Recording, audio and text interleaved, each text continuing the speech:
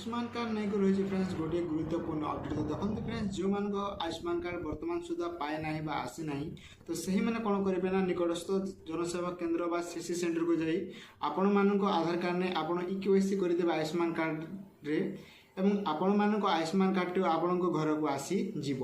एवं देखते फ्रेंड्स जो मैंने आगु आयुष्मान कार्ड पाई सही मैंने इक्यूएससी करने बाध्यतामूलक नचेत काम देव ना आयुष्मान कार्ड। तो जो मैंने पाई अनेक लोक पाई ना से आज आपण निकटस्थ जनसेवा केन्द्र सीएससी सेंटर को जाई आपण मानक आयुष्मान कार्ड इक्यूएससी कर दिंतु नचेत काम करना आपण आयुष्मान कार्ड।